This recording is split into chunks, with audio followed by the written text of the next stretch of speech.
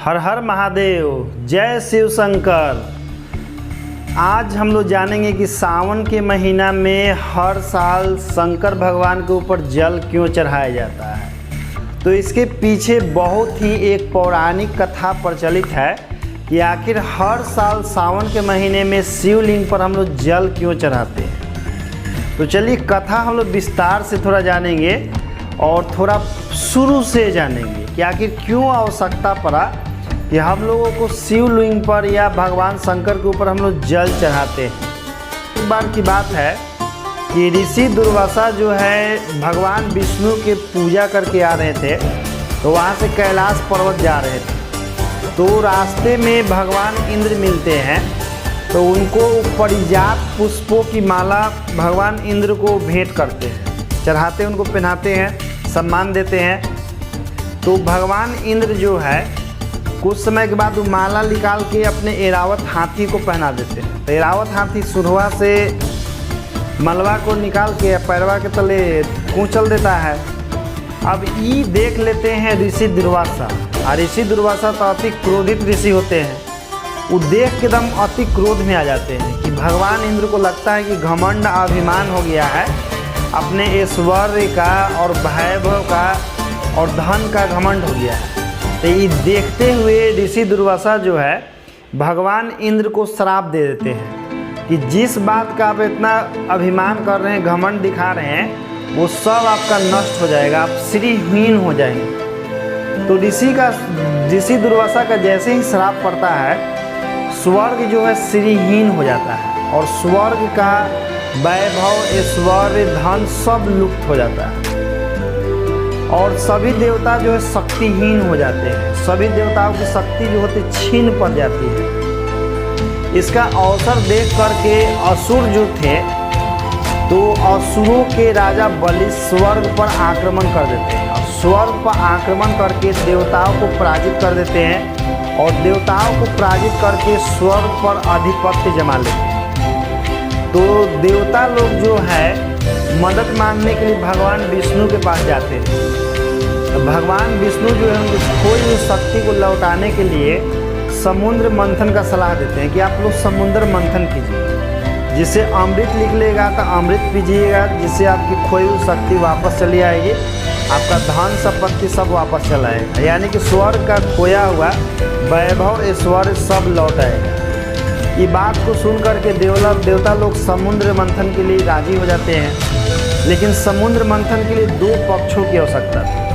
तो दो पक्ष में देवता लोग को विष्णु भगवान कहते हैं कि जाइए, जो राक्षस है यानी कि असुर हैं, उनको जाके मनाइए कि समुद्र मंथन के लिए राजी कीजिए। समुद्र मंथन के लिए असुरों को राजी कीजिए। तो असुरों के पास ही लोग जाते हैं और यही बात बताते हैं कि समुद्र मंथन से अमृत निकलेगा, जिसको पी के आदमी अमर हो जाएगा, यानी कि असुर भी अमर हो जाएंगे और देवता भी अमर हो जाएंगे। और इस लोक में आकर के असुर जो होते हैं समुद्र मंथन के लिए तैयार हो जाते हैं। तो समुद्र मंथन जो है क्षीर सागर में किया जाता है। क्षीर सागर में समुद्र मंथन किया जाता है। तो उसके लिए भगवान विष्णु जी सलाह देते हैं कि इसके लिए मंदराचल पर्वत की सहायता लिया जाता है। मंदराचल पर्वत को उठा करके समुद्र में रख दिया जाता है और रस्सी के रूप में वासुकी नाग का प्रयोग किया जाता है। वासुकी नाग को जब रस्सी के रूप में प्रयोग किया जाएगा, तो विष्णु भगवान को मालूम था कि वासुकी नाग के मुंह से गर्म हवा और जहरीली गैस निकलेगी। तो विष्णु भगवान थोड़ा चालाकी करते हैं।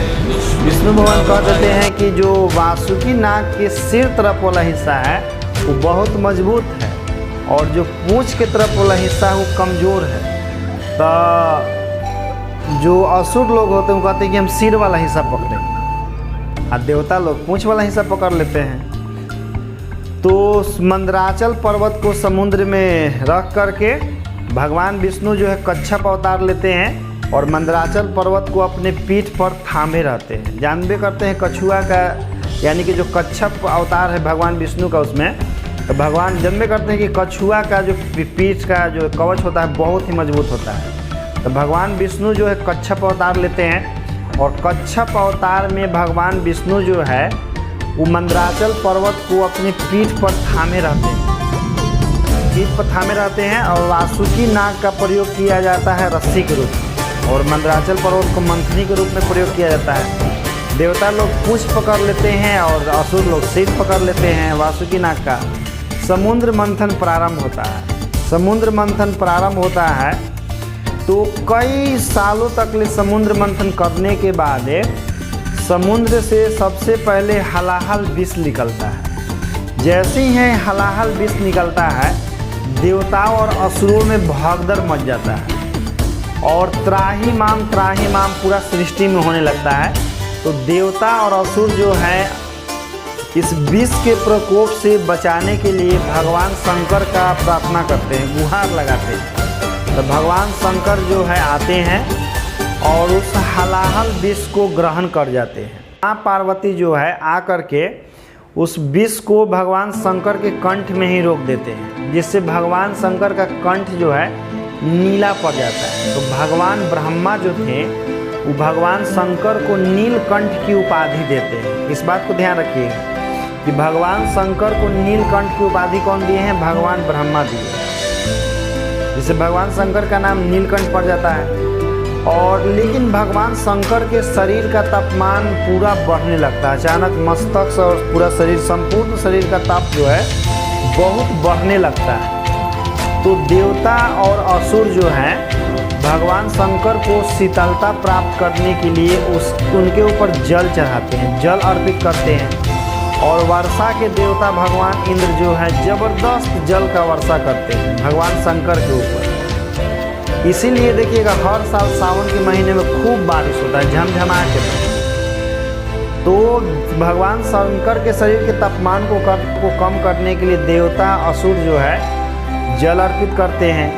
ये बात जो है पूरी सृष्टि में धीरे धीरे फैल जाती है। तो अन्य भक्त जो मनुष्य हैं, जो भगवान शंकर के भक्त हैं, वो लोग भी भगवान शंकर को जल चढ़ाते हैं। उनका जो लिंग और जो शिवलिंग है, शिवलिंग का मतलब होता है कि शिव का स्वरूप, लिंग का मतलब होता है स्वरूप, ठीक ना।